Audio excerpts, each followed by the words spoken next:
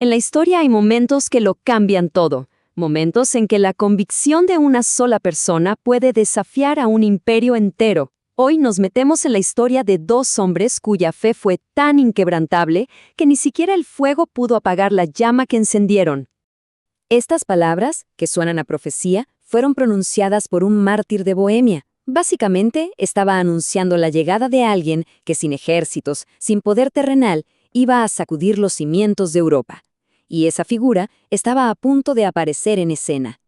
Ok, para entender la magnitud de esta historia, tenemos que viajar un poco en el tiempo, hasta la Bohemia del siglo IX. La semilla del Evangelio ya se había sembrado ahí, pero una sombra muy grande empezaba a cernirse sobre ella. Miren, el conflicto era bastante simple, pero a la vez muy profundo. Por un lado, la gente de Bohemia anhelaba leer la Biblia y adorar en su propio idioma, algo que pudieran entender. Pero por otro lado, Roma decretó que todo debía ser en latín, una lengua que la mayoría no hablaba. La orden era, en esencia, apagar la luz de la palabra de Dios, mantenerla fuera del alcance del pueblo.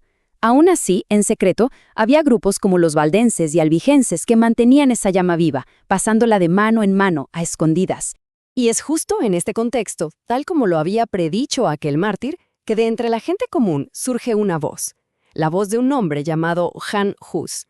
La historia de Hus empieza como muchas grandes historias desde muy abajo. Su madre, una viuda pobre, solo tenía una oración, que su hijo pudiera tener una buena educación y que tuviera temor de Dios.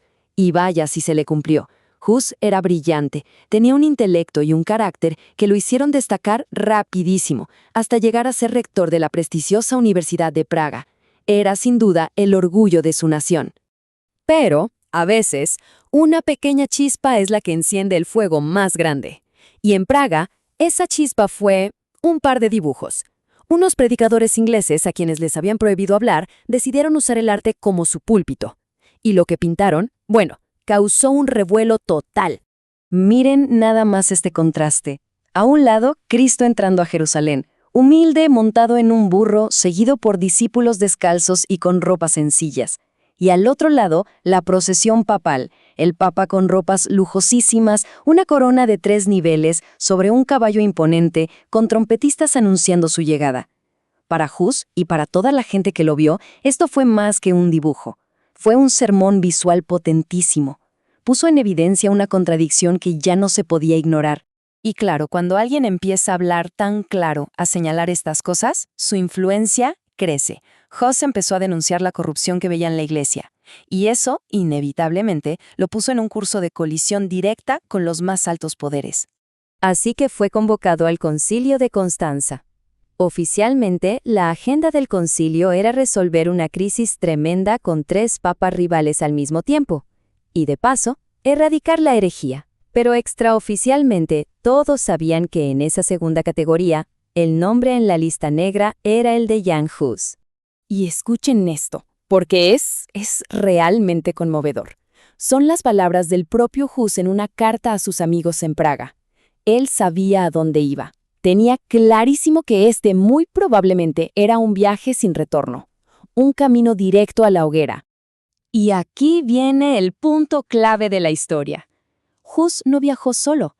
Llevaba un salvoconducto, una promesa de seguridad personal firmada por el mismísimo emperador.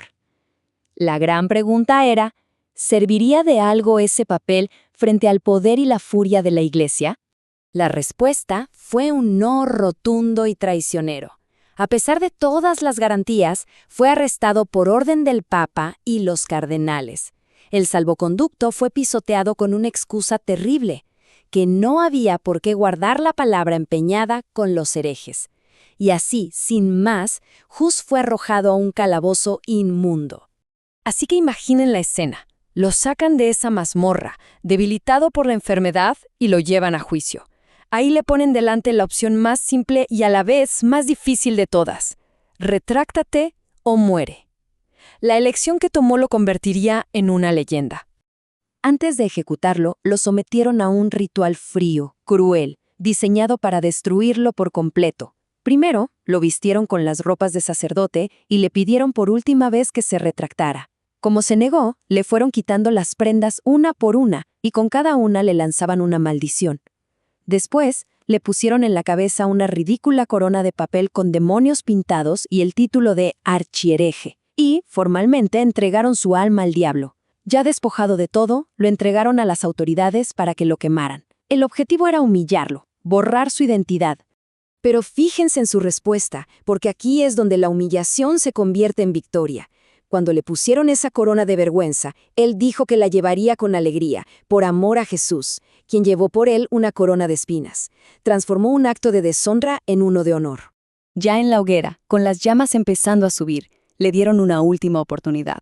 Se negó, y mientras el fuego lo consumía, empezó a cantar. Su muerte, su increíble entereza, impresionó hasta a sus enemigos. No vieron a un hereje temblando de miedo, sino a un mártir completamente convencido de su fe. Pero la historia no acaba con Hus. Faltaba un capítulo más, uno quizás aún más humano y trágico, el de su amigo Jerónimo.